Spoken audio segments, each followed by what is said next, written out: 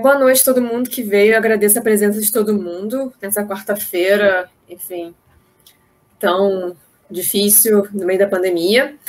Meu nome é Alice Seles, eu sou formada em Geologia e também sou montanhista e também acabei de terminar o CBE, que é o curso de escalada, e eu vou explicar hoje um pouco das montanhas de Niterói e Maricá. Por que, assim, eu vou me limitar tanto? Porque a geologia é uma coisa muito grande, muito detalhada. Então, como a gente acaba escalando bastante lá no PESET, que é aqui esse parque estadual da Serra da Tiririca, que está entre os municípios de Niterói e Maricá, eu achei legal focar mais nessa parte. Então, vamos começar. Mas antes... Ai, perdão. Vamos... Ih, gente. Desculpe. Foi. Vamos falar um pouquinho sobre a estrutura da Terra e o porquê que acontece a tectônica de placas.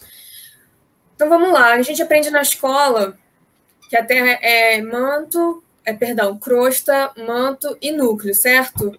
E quando a gente vai para o nível superior, né, que eu faço geologia, a gente tem a separação do núcleo externo e interno. Por quê? O núcleo externo, na verdade, ele é líquido, não é sólido, como o núcleo interno, o manto e a crosta. E, bom, estou estragando, provavelmente. Torna energia cinética e acontece a deriva continental, que é a movimentação das placas tectônicas. Vamos para o próximo slide. Então, uma coisa que acontece, que é a deriva continental, que é toda essa movimentação dos continentes até o que a gente conhece como hoje, como essa formação de hoje. Esse GIF aqui é de 600 milhões de anos até a atualidade. A Terra tem mais ou menos 4,5 bilhões de anos. Então, assim, isso aqui é uma história recente na história da Terra. Por que eu botei isso aqui também? Porque é quando começou a formação das cadeias montanhosas que a gente tem aqui no Brasil, e tem também um equivalente parecido no continente africano também, que tem toda aquela teoria que aconteceu, foi bem no começo do século XX, de que os continentes estavam juntos e se separaram, né? Hoje em dia isso é meio óbvio, mas na época era uma coisa bastante para frente, né? Era bastante... como é que eu vou dizer? Era uma novidade, né? Então, assim, era uma coisa muito, muito à frente. Tá? Então, o que aconteceu? Aconteceu aqui, entre a América do Sul e a África, primeiro uma colisão e depois a separação dos continentes. Tá? Às vezes não dá para ver tão bem, porque também os continentes mudaram de formato, né? Durante milhões de anos. Então, assim, não dá para saber ao certo, né? Então, nós temos 3 tipos básicos de rocha, que é a ígnea, aqui está representada por um granito, a sedimentar, pelo um folhelho, e metamórfica pelo gneiss. Tá? Assim, existem muitas rochas em cada um desses 3 grupos, mas essas são só exemplos, e o granito e o gneiss são os que a gente mais vai falar, porque a predominância deles no Rio de Janeiro. Alice. Oi. André Oliveira. Sim. Você pode voltar no slide anterior aí, por favor? Por que tem esses nomes? Ígnea e depois... Isso aqui é um exemplo de um conjunto de rochas que é chamado cuja formação é ígnea, é isso? Isso. É um conjunto de rochas e aqui é um exemplo de folheiro. Existem outros, é isso? Sim, existem outros. Existem várias rochas dentro dessas categorias, tá? Ígneas são rochas vulcânicas, que a gente chama. Por extrusões vulcânicas, ou eu vou mostrar no slide mais na frente como é que acontece a formação de um granito.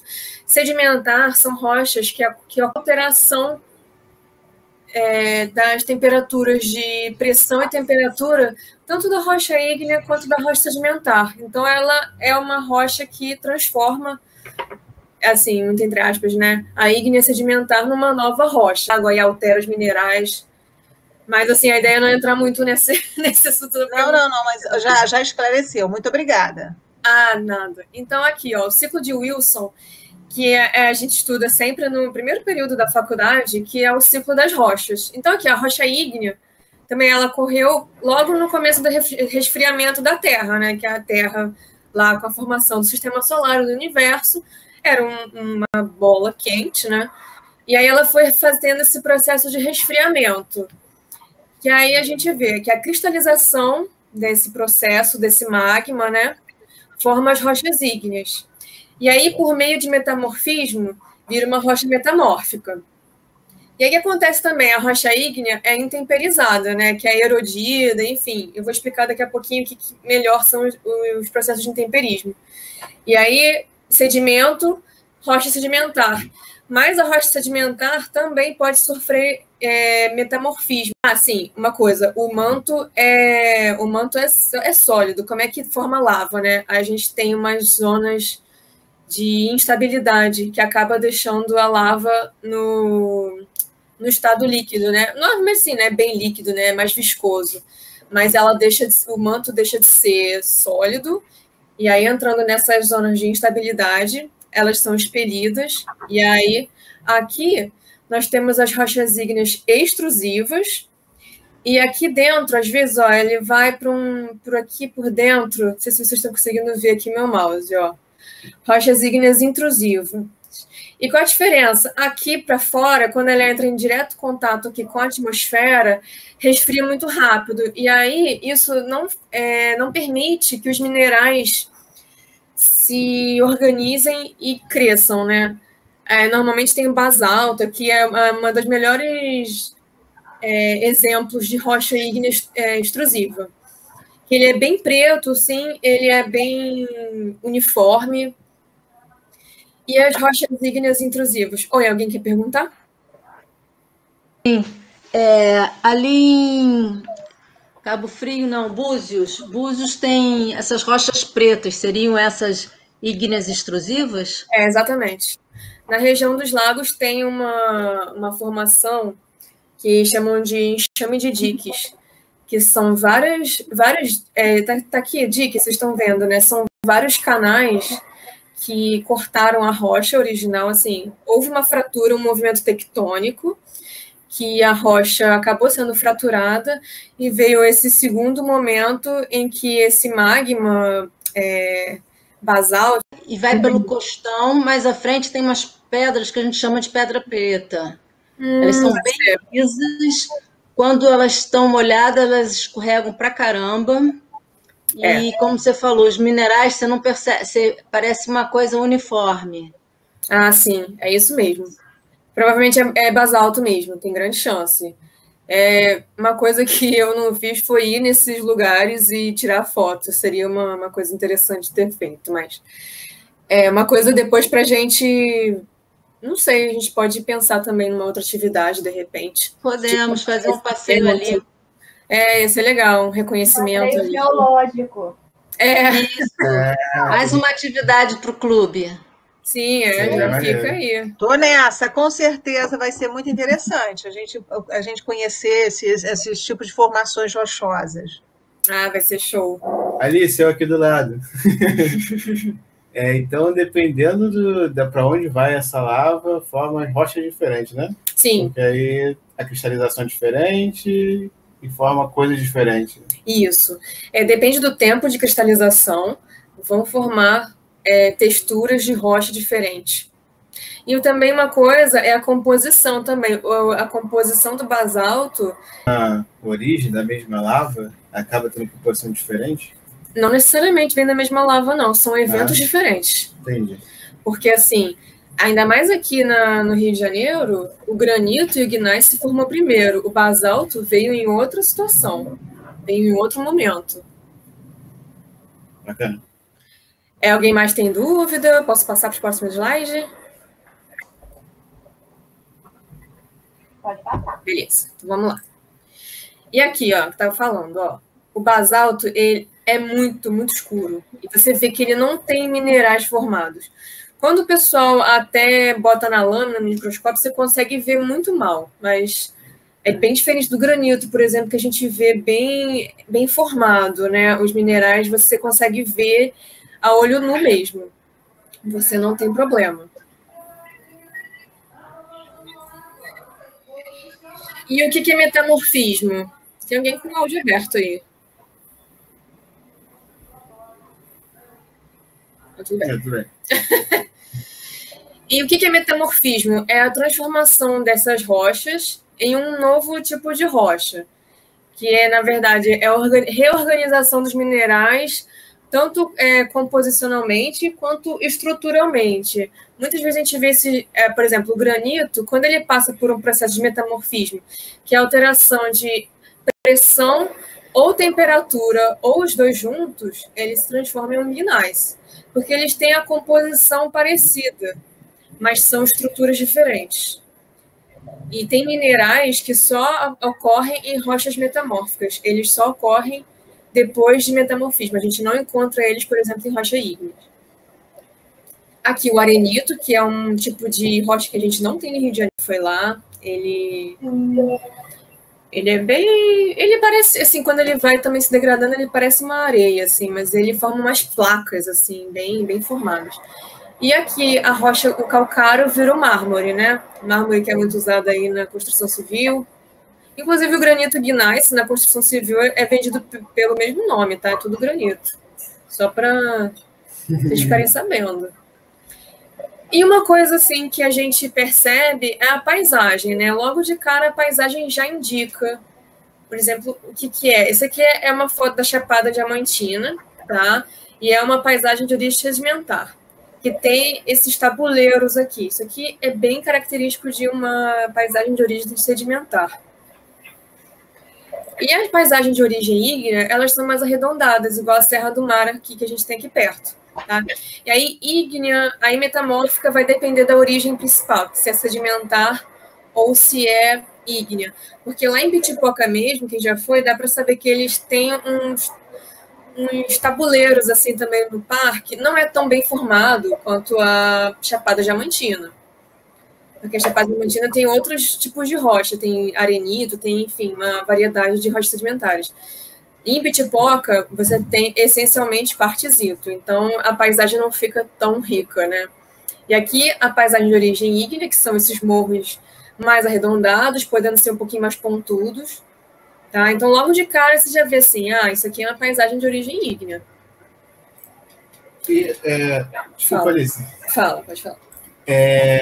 Metamorfismo acontece com alta pressão e alta temperatura, né? Mas metamórfica na superfície. Porque é preciso de um movimento tão forte, que é a tectônica de placa, que é um movimento que ocorre durante milhares e milhões de anos, para você mover um volume de peso desse, né? Um volume de rocha desse.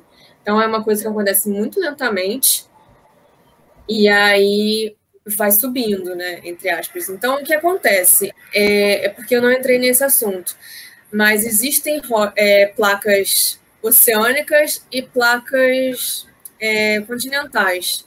E elas têm densidades diferentes. E aí, então, a placa oceânica costuma ser mais densa que a placa continental. O que aconteceu aqui no Rio de Janeiro é mais ou menos o que acontece no Himalaia hoje em dia. Deixa eu voltar lá. Que é a colisão de duas placas continentais, que elas meio que se juntam, meio que trepam uma na outra, né?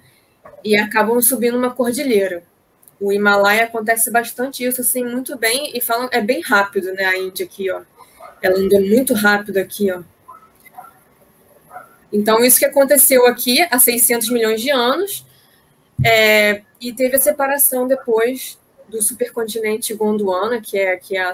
Então, o que é intemperismo, né? A gente aprende erosão, que, assim, pode ser considerado erosão, mas intemperismo é o termo científico mais correto, que é o processo ou conjunto de processos combinados, químicos, físicos ou biológicos na desintegração ou degradação e decomposição de rochas causadas por agentes geológicos diversos junto à superfície da crosta terrestre. Então, nós temos três principais, químico, físico e biológico. Tá? O químico ocorre em ambientes em que a água está na forma líquida. Então, ela pode infiltrar em fraturas, combinar com outros elementos, formando soluções corrosivas e decompor minerais. Tá? A gente vê isso bastante aqui, que vê aquela frestinha assim, de água, tá ali correndo, tem um negocinho, aí o mineral ali já fica mais escuro, ele já fica mais alterado. O físico, que acontece em variações de temperatura na superfície terrestre, que ocasiona contrações e dilatações nas rochas, que se fraturam, favorecendo também a ação do intemperismo químico. Então, tem ambientes, por exemplo, que só tem temperismo físico, ambientes congelados e desérticos. O químico e o físico podem acontecer, por exemplo, aqui no Rio de Janeiro, ou em locais equatoriais, tropicais, certo? E o biológico também, que ocorre devido à ação de seres vivos, como ouriços, cracas e rarem, né, para eles se fixarem. Então, isso acaba, é um tipo de intemperismo químico também. Então, tem gente que não gosta desse termo de intemperismo biológico. Tá? Então, intemperismo é um tipo de erosão. Peraí. Tudo bem. E então, vamos lá para a nossa área de interesse, né? Niterói e Maricá. Então, ó, vamos focar aqui onde a gente escala mais, né? Que é no PESET, lá entre Itacoatiara, lá em Itaipuaçu, Itaipu. Aqui, ó. Alice, acho que teu mouse não aparece. Não aparece, não? Aparece. Ah, tá aparecendo? Tá aparecendo. Tá. Porque tá transmitindo na tela, né? Então, vamos lá. Focar aqui nas rochas que aparecem lá no PESET. Né? Então, nós temos aqui o limite de municípios, aqui é Pedra do Elefante, né? Aqui nós temos o Costão de Itacoatiara, e aqui nós temos o Morro das Andorinhas. Vamos lá. Então, aqui é uma vista, né? De novo, o morro aqui o Costão, perdão, e aqui a Pedra do Elefante, certo?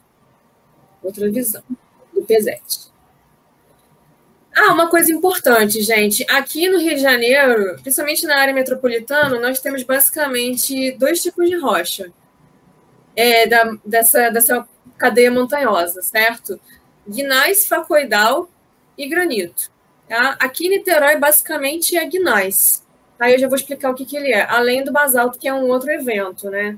Então, assim, essas cadeias montanhosas, gneiss, facoidal ou granito, tá? Então, quem que é o gneiss facoidal? Porque tem até uns trabalhos aí que é a mais carioca das rochas, né? Ela tem muito em vários lugares da região metropolitana. O facoidal é um termo que vem da origem grega, esse aqui que eu não sei pronunciar, que é lenticular, significa que é lenticular, forma de lentilha. Então, ele é associado ao formato de elipse que tem dos feldspatos, que é um principal mineral que a gente consegue ver bem formado nessas rochas. E eles são meio deformadinhos por conta do metamorfismo que essas rochas foram submetidas. Ele também é chamado de Augengneiss, que é um termo de origem germânica, tá? Que é referência a óleos, né? Chamam de os óleos ali do gneiss. Então, vamos ver aqui o porquê que ele é chamado de gneiss. Porque que ele tem óleos. Uma coisa que eu achei interessante, importante, é que o Charles Darwin, descreveu essas rochas de Niterói e Maricá. Ele descreveu o gneiss facoidal na expedição que ele veio em 1832, e tem registros dele. Inclusive, tem um trabalho muito legal do DRM, eu até botei ali nas sugestões da bibliografia, que é o Caminho de Darwin, que é todo esse trajeto que ele fez e o que ele observou no caminho que ele fez aqui. Então, ó, desde 1832, gneiss facoidal aí. Então, vamos lá. Que tem aquela trilha, né, do Darwin, né? Tem o Caminho de Darwin, que a gente fez com a Juliette lá. Isso, que é não tem tanto tempo assim. Eu só não sei se essa trilha corre o caminho todo que o Darwin andou. Não, é só uma parte. Até Itaocai. Vai até a região dos lagos, até todo esse caminho que está marcado aí no mapa da Alice. A trilha vem daqui de Niterói, né, que antigamente chamavam de Praia Grande. Na verdade, ele vem daqui na região oceânica, né, porque ele deve ter desembarcado aqui Na Bahia, né? Não sei. Foi andando por Niterói. E ele seguiu até aquele funcionário lá do INEA falou que já era uma trilha usada pelos indígenas que viviam aqui, que era pelo Vale de Itaocaia, que já era um caminho conhecido, então ele chegou até bem rápido em Maricá. Mas, Stephanie, hoje só tem trilha até Itaocaia? É só até ali, né? Eu acho que de trilha mesmo, assim, demarcada, eu acho que é só isso, mas o caminho de Darwin todo o caminho que ele fez é mais longo, acho que vai até a região dos lagos, mas aí eu não sei te dizer, talvez alguém aqui saiba qual é exatamente. Não sei dizer. Cadê o Alex? Mesmo. Acho que tem caminho. O Alex não está presente, né? O Alex é o nosso historiador oficial. Sim, Eu sei que tem um afloramento que o Darwin descreveu que não tem nada a ver com o tipo de rocha que a gente encontra aqui, que é uma coisa muito interessante, que chamam de beach rocks, que é lá em Jaconé, lá no final de Maricá. Mas, enfim, é uma outra história. Vamos voltar aqui. Mas, assim, o DRM fez um trabalho super legal e eles têm placas explicando todo o caminho que o Darwin fez e o que você pode encontrar lá. E é muito bem pensado, muito bem explicadinho. Então, vamos ver os minerais presentes aqui no nosso gneiss facoidal. O principal deles é o feldspato potássico, tá? Que é esse aqui que a gente chama que tem o formato lenticular, né? E aqui, vocês estão reconhecendo? Vai fazer vogue. Oi? Não sei. Não sei se querem perguntar alguma coisa. Esse mineral, em alguns lugares, ele chega até 15 centímetros no maior comprimento, né? Mas, em média, ele tem de 3 a 5 centímetros. Então, ó, aqui, ó, nessa foto que tem o dedo, vocês conseguem reconhecer essa textura? Agarrência, né? Agarras. Dá para pisar. É lógico que aqui tá mais bem preservado, tá? Isso aqui eu tirei de um trabalho que foi feito lá na Fortaleza Santa Cruz, então é uma parte que está mais protegida de intemperismo. Então, você não tem líquen, você não tem água, não tem vento, você não tem sujeira, você não tem gente pisando. Então, aqui está mais bem preservado, tá? Apesar disso, é um mineral muito resistente. E é por isso que ele está, assim, sobressaindo em relação aos outros, porque ele é mais resistente ao intemperismo, né? Tanto físico quanto químico, que aqui a gente tem bastante, né? Tanto percolação de água, vento. Alice? Sim. O feldspato é essa parte mais amareladinha dessa imagem. Isso, ele é mais amareladinho. Ele aqui, ó, ele forma esses olhinhos, sabe? É que às vezes ele não fica tão bonito, né? Mas quando você encontra um cristal mais bem desenvolvido, você percebe bem que forma uns olhos, sabe? E fica assim meio amendoado, né? Que eles chamam. Esse mineral que gera as agarrinhas que a gente usa ali em toda aquela região do P7, né? A gente escala basicamente nisso, essa agarrência aí. Alice, eu não sei se você vai chegar nesse ponto, provavelmente sim. Mas o feldspato, ele fica circundado em quê? Essa parte escurinha é o quê? Eu vou falar na próxima slide. Tá bom. Então, essa parte escura são basicamente 3 outros minerais, tá? Porque eles estão numa matriz... O que acontece? O feldspato teve mais material disponível para se formar e mais tempo para se formar. E os outros não tiveram tanto material disponível. Então, a biotita, que é esse mineral bem preto... É porque, assim, esse aqui é bonito, tá mais bonito. Aqui, a gente não vê uma amostra tão grande. De vez em quando, eu vejo uns pequenininhos que eu consigo identificar, mas é uma coisa que você tem que treinar o olho, sabe? A biotita é um mineral que ele é bem delicado, ele é bem frágil, ele desplaca. Então, assim, qualquer coisinha, ele se desfaz. Se você pisar nele, ele vai sofrer alguma coisa. É bem diferente do feldspato potássico. Nós temos o plagioclásio também, que é uma rocha, é um mineral resistente, mas a gente não vê com tanta frequência aqui, é bem menos volume do que o próprio feldspato. E nós temos quartzo, que ele está tanto na matriz aqui, junto com essa rocha aqui do gneiss. mas de vez em quando ele também está em veios, né? Não sei se vocês já tiveram a oportunidade de ver. Lá no costão tem muitos veios de quartzo, e, de novo, esses veios de quartzo são um evento posterior à formação dessas montanhas. Porque ele foi a mesma coisa do basalto. Teve uma fratura, e aí veio um magma de composição diferente e ficou naquela fratura, se solidificou. E o quartzo que a gente vê aqui é bem esse quartzo assim, que ele não forma cristal, assim, aquele cristal bonito, que, enfim, a gente encontra muito em Minas. Aqui é um cristal meio feio, assim. Aqui, o veio de quartzo. Esse veio de quartzo não é daqui do costão, tá? Eu peguei de outro lugar só para exemplificar, tá? Mas tem bastante veio de quartzo no costão que me lembro já de ter visto, tá? Eu sei que tem em outros lugares também. Tá? Então, aquela coisa. Aconteceu uma fratura, veio um evento magmático que estava rico em quartzo, entrou ali, solidificou e formou esse veio. É quartzo. Alice. Ígneo. É quartzo ígneo, né? Alice, Assim, eu acho que no final da via Wangsha, como é que é? Qual é o nome daquela via? Wangwei. Shanguei. Eu acho que tem um conjunto de quartzo lá, bem bonito.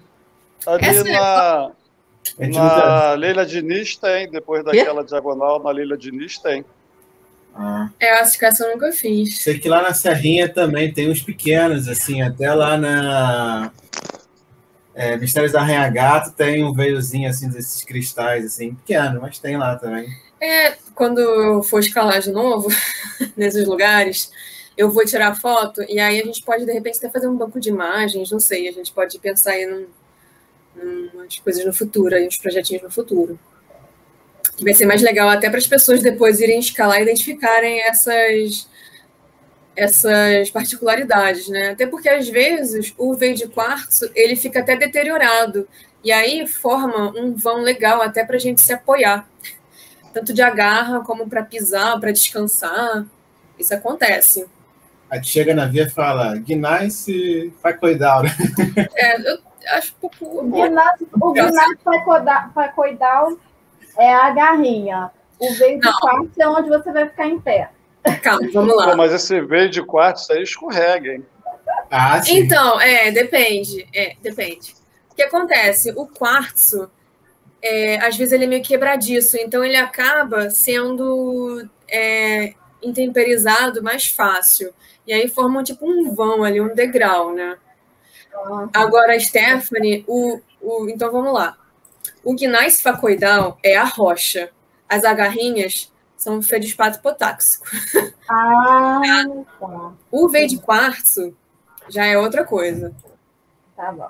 Já é, assim, essas coisas que... isso aqui é ótimo para cortar a mão também. E uma coisa, uma delícia. Eu acho que tem alguém que teve essa experiência. Ele é mesmo, ele é bem fácil para cortar a mão. E eu já... Enfim, quando eu era criança e brincava com essas coisas em casa, eu já vi gente cortando a mão lá em casa. De dar ponto e tudo. É bom para cortar corda também. Nossa, sapatilha. Verdade, não tinha pensado nisso. Não pisem no quartzo. Para evitar. Quartzo vocês preservam, né? Lembrar bem, Luiz já passou por isso na Paredão Zezão, na Agulha Guaris. Na Guaris? E que parte Lá não tem, não. Não, na Agulha Guaris, não. Ali tem uns pedacinhos ali, tem uma viradinha ali que tem umas pontinhas. Sim. Tá até perdendo um pouquinho a corda lá, né? É no dique. Tem uns diques ali para um ladozinho, antes de uma parada que tem no meio ali, tem um pedacinho ali que tem as pontinhas. Legal. Isso aqui tem que...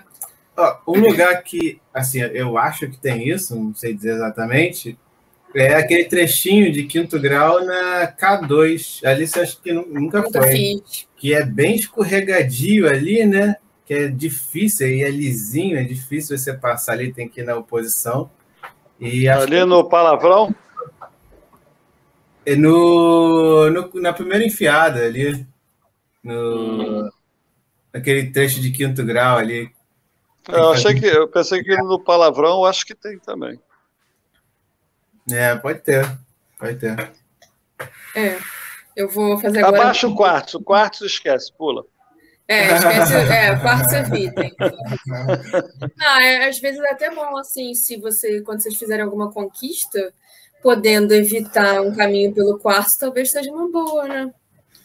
Evitar passar pelo quartzo. Às vezes ele ajuda também. Então, é uma questão de avaliar. Se ele ficar ali com... Não, mas tudo bem. Mas se ele tiver, por exemplo, muito arraste aqui em cima, com a corda, talvez seja uma boa mudar a rota. Sim. É uma coisa a se pensar também, né? É que o Marcelo sabe, na hora ali tu nem pensa, né? Tu sobe onde dá, faz o furo e bola pra frente. Vai embora, né? Na Mistérios do Arranha-Gato, que tem esse veio bem claro, assim, de cristal, meio quebradiço também. A gente protegeu logo em cima, exatamente com essa preocupação. Tem 2 proteções que são próximas, porque se você caísse e raspasse a corda ali, podia ser um risco razoável mesmo. Além de bater nele e se ferir, porque... Eu pensei nisso. Você bater o joelho, o cotovelo, assim, deve fazer um machucadinho considerável, né? Tem um subcrux, vamos dizer assim, no Mistério do Arranha-Gato, que é exatamente quando você acabou de subir nesse veio de quartzo. Você pisou nele, aí tem uma lance de aderência. Então, a gente protegeu para costurar logo em cima, assim, quase um pouquinho acima do quartzo, e protegeu para um ponto que você, em pé, consegue proteger a próxima passada, que é essa aderência, um pé em aderência e umas garrinhas pequenas, para exatamente evitar cair. Quando eu passei sem proteger. Passei direto, achei o ponto e passei. E aí depois eu falei, falei para o Leandro, né, vamos proteger, porque ele é perigoso. Né? O Luiz uma vez quebrou uma garra ali, né, Luiz? Você lembra? Quebrou um pedaço. Foi um pouco mais para esquerda e quebrou. Botou peso e quebrou. Eu botei o pé num cristalzão bonito, tava para fora. Quando eu botei o peso nele, quebrou. O que acontece é que esses quartzos de veio, eles são bem quebradiços. Então, assim, até para na hora de escalar mesmo, se ele estiver muito para fora, talvez seja bom evitar. Agora, se o veio, por exemplo, já estiver erodido e ele estiver mais para dentro, aí eu acho que dá para apoiar na rocha por fora, sem contar com quartzo, né? Digamos assim. Se estiver apoiadinho, né? Pode crer. Gente, essa aqui foi a bibliografia que eu usei. Alguém quer perguntar alguma coisa? É o Leandro aqui. Oi, Leandro. Você falou sobre... isso a gente chama de veio de quartzo? Isso. É um veio de quartzo. O que é diferente? É outro conceito? Ou é a mesma Quando ele é contínuo assim, não. Agora, se você achar um bloco de quartzo isolado da rocha, você não pode chamar de veio de quartzo.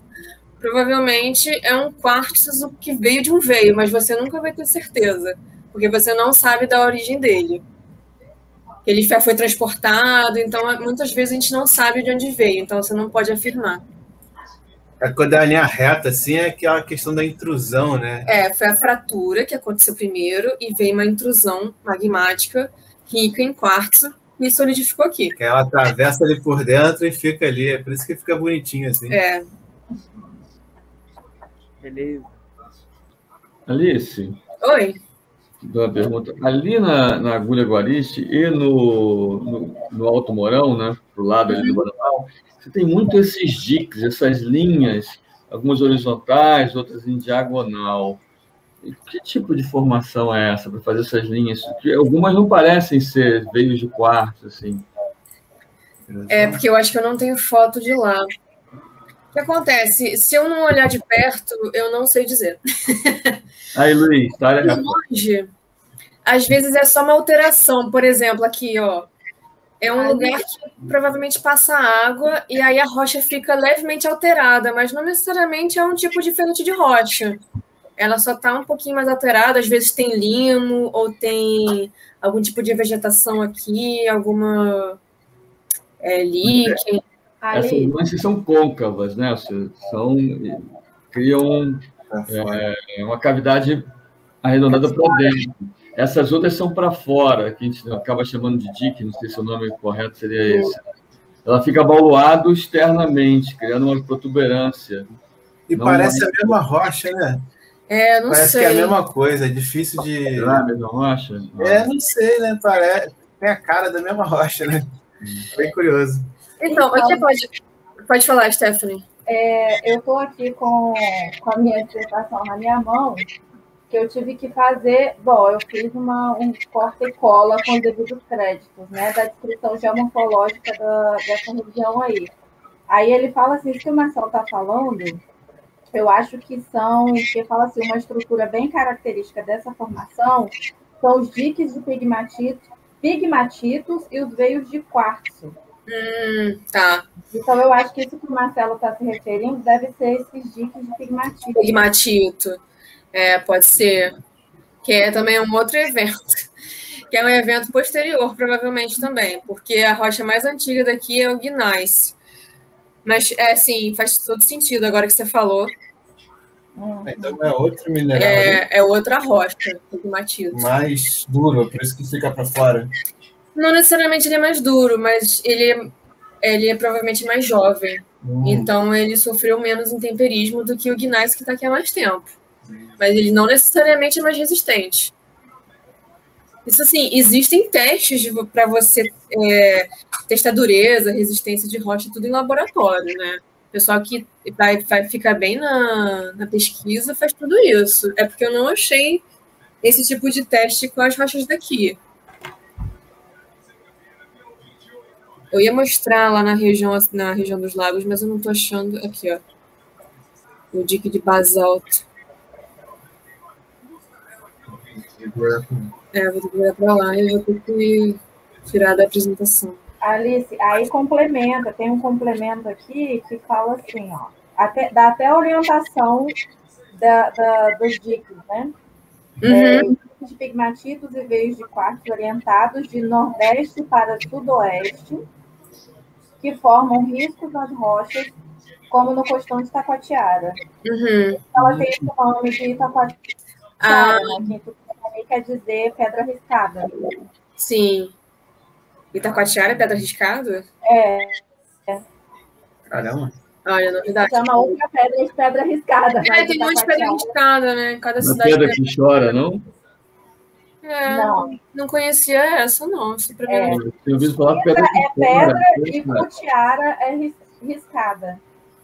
Tinha um pessoal de Manaus, da Amazônia, que tem uma cidade lá com esse nome. Eu vi alguém perguntando uma vez: aqui significa a pedra que chora. Cada pessoa tem a interpretação. Era um discípulo do Alex, que quando não sabe, inventa. E aí todo mundo sabe mesmo. Aqui tá eu vou mostrar, eu vou tirar da apresentação, mas assim, eu posso passar. É porque assim, basicamente acabou, tá?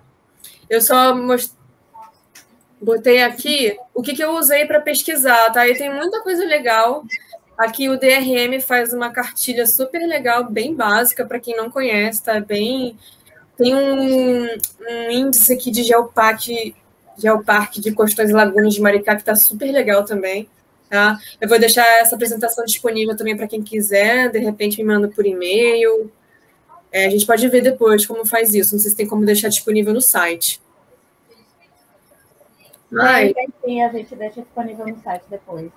Tá, eu vou mostrar aqui, ó, como é que é o enxame de diques de basalto lá da região dos lagos. Como é que ele é bem, ó, como é que funciona. E isso aqui é tudo do mesmo evento, tá? Porque ele é muito mais fraturado lá. Na verdade, isso aqui é de Blumenau. Lá também tem, eu fui lá também, trabalho de campo. Lá também acontece muito isso. Mas, ó, deixa eu procurar aqui, perdão, ó. Foi Arraial do Cabo.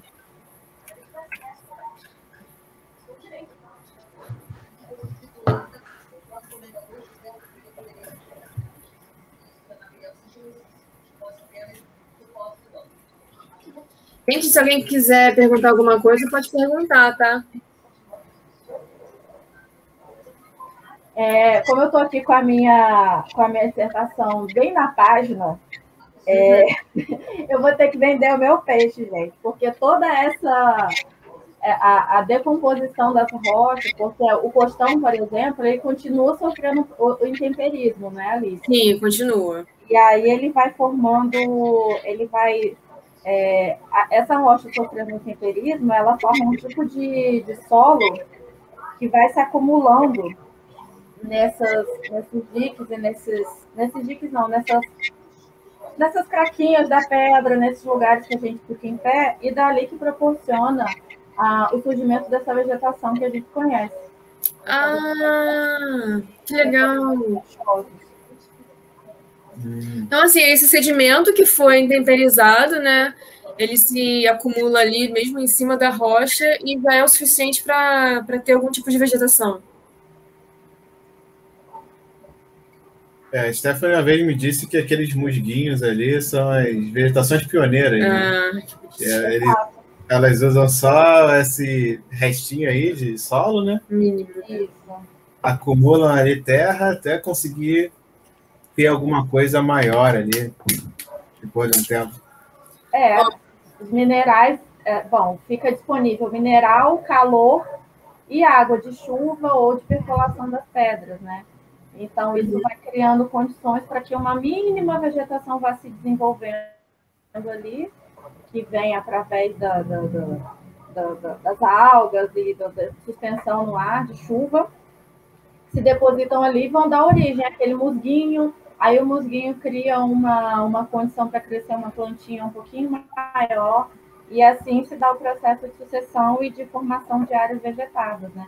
Em áreas menos íngremes dos afloramentos, dos costões rochosos, são onde esses processos são mais acelerados. Tanto que se a gente olha, por exemplo, nessas imagens mesmo aí que a Alice está na tela, a gente olha um morro todo cheio de vegetação, né? Ali embaixo, aqui no Rio de Janeiro, o nosso substrato é todo de rocha. Uhum. Né? E aí esse tapete verde que a gente vê na Floresta da Tijuca, isso daí tudo é fruto desse processo que eu acabei de descrever para vocês. Naquele evento que teve lá em Teresópolis, daquelas chuvas de 2010, eu acho que de 2010, né? 2011. 2011, que no jornal mostrava direto, assim, a cidade, o solo embaixo, a rocha embaixo, o sedimento em cima, né, a terra, e em cima a vegetação. Então, com a erosão, com o desmatamento, na maioria das áreas, a chuva vem lavando toda essa vegetação até que, todo esse solo até que desaba de uma vez só e fica só a rocha exposta. Uhum. É um processo em larga escala do que a gente faz quando arranca aqueles tapetinhos lindos que ficam nas rochas aqui que a gente... Stephanie, a dúvida. O costão aí deveria estar coberto de vegetação, se não fosse desmatamento ou não? Se você reparar lá em cima do costão, lá no topo tem uma vegetaçãozinha. Mas tô falando assim, onde a gente escala? Na parede. Na parede. Num processo geológico muito, muito longo de erosão e que a rocha vai ficando menos íngreme, talvez, mas isso é em escala geológica, não tem como a gente... Entendi. É muito demorado. Aqui que a gente está falando do dique, isso aqui em Arraial do Cabo, lá na região dos lagos dá para ver isso muito bem.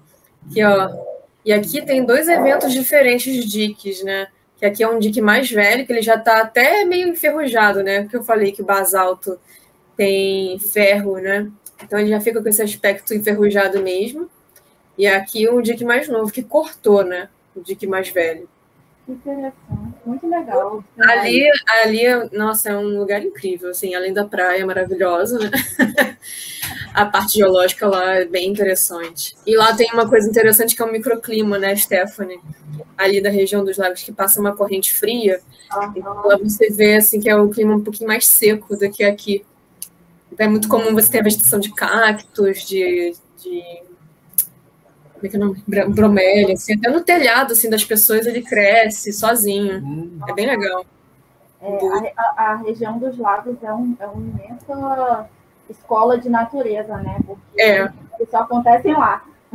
Com certeza, com certeza.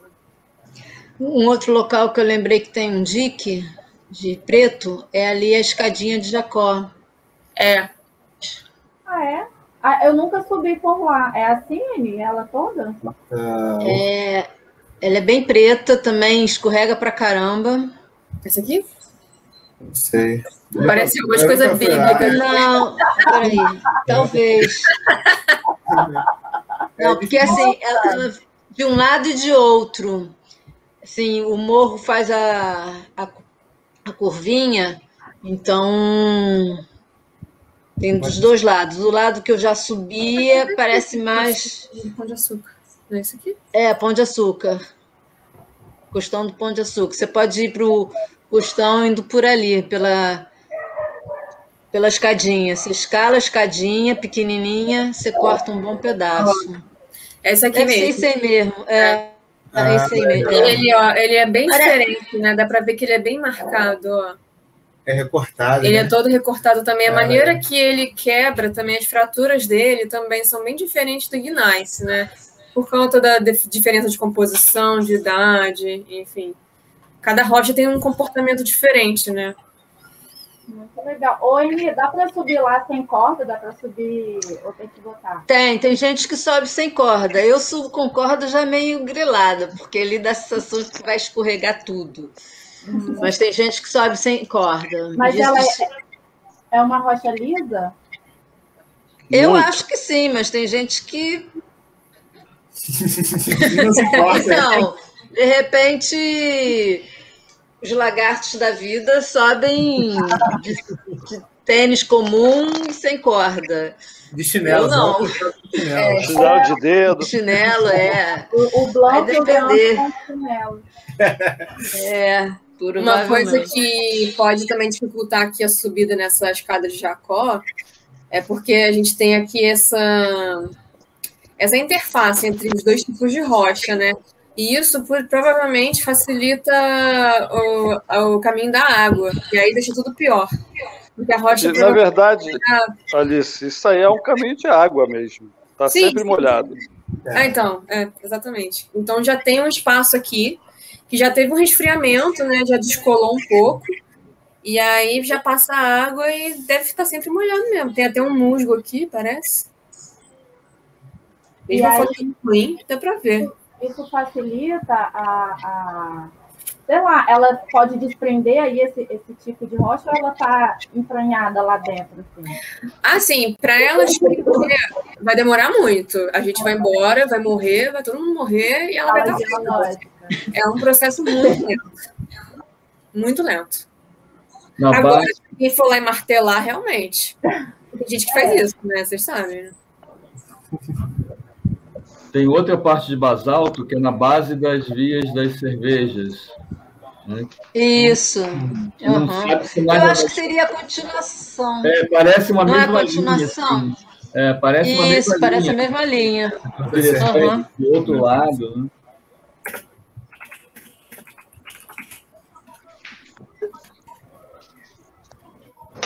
Né? Bebidas, não. Essa cor de escalada. Mais um que é. É difícil, né? Nossa, ficou pior ainda agora. Mais, vê se parece. Caraca. Põe não vai adiantar. Põe em Boêmias. Marcela, eu acho que você... Acho que é isso mesmo. Eu digitei aqui mapa geológico do Pão de Açúcar e parece que esse basalto aí lá da posição das cervejas, pelo que eu vejo aqui nesse mapa, eu vou botar o link aí. Parece ser a continuação dele. Bota a base. Você quer compartilhar a tela, Stephanie? Eu fecho aqui. Pode ser só para mostrar isso daqui. Sim. Isso, deixa eu ver. Peraí, não... foi, saí. Deixa eu fechar a câmera aí. Eu não sei onde faz isso. Onde compartilha? É na televisãozinha que tem uma setinha. Ah, tá.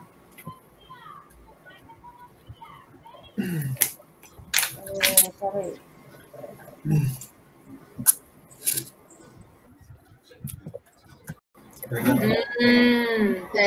Exatamente. Alice, Porque aqui mais ou menos ficaria a escadinha de Jacó, né? Sim. E aqui é a base da ou não? Ah, que legal. Aqui deve ter aquele pegmatito também, não é? Não sei, não tô conseguindo ler porque tá ruim mesmo. Teria que baixar para ver. Eu achei interessante, porque na hora que o Marcelo falou, eu abri aqui direto, e aí me falou que podia ser a continuação e marca direitinho, né? É o mesmo... a mesma roda. Mesmo padrão, né? É bem... Ah, que bonitinho. É interessante, né? Nossa, que legal. Agora eu não sei como é que faz. Ah, tá. Parou de compartilhar? Parou. Ah, beleza. Bom, Alice, pode voltar. Não, se alguém tiver mais uma dúvida, vou ligar aqui. Se alguém tiver mais alguma dúvida, a gente pode... Assim, se a gente for falar de basalto, a gente fala um dia inteiro de basalto. Aquela coisa, todo tipo de rocha, todo tipo de evento tem suas particularidades. A minha ideia aqui é deixar acessível para todo mundo, mesmo quem não tenha nenhum tipo de conhecimento químico, que seja, sabe? Até de noção da estrutura da Terra. Muito bem, Alice. Foi muito boa essa apresentação. Muito obrigada. Obrigada. Vamos marcar esse passeio geológico aí, a aula. Vamos sim. Eu estava com medo de ser muito palestrinha. Acontece. E aí... Stephanie, tem uma aranha aí atrás de você, mulher. É que? Ai, o quê? Tem uma aranha. Ah, tá ali. Caramba, velhinho, tá enxergando bem, hein? Caraca, velho. Nem eu tô enxergando essa aranha aí, cara. Eu só não enxergo grampo, Luiz. Não enxergo grampo, mas a aranha lá, nem eu consigo ver aqui direito. Mas, enfim, gente, é isso. Muito obrigada. Eu vou parar a gravação agora. Parei.